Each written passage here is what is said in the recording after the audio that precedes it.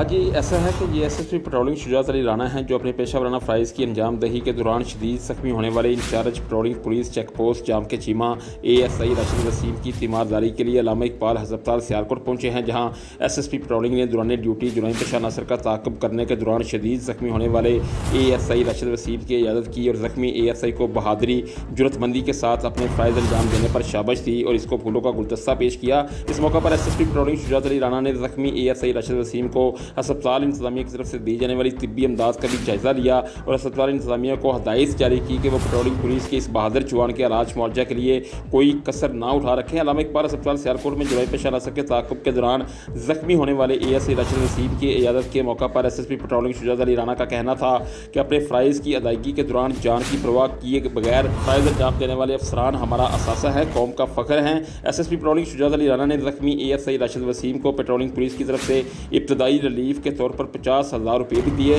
और इनकी जल्द सेहतयाबी के लिए दुआ भी की।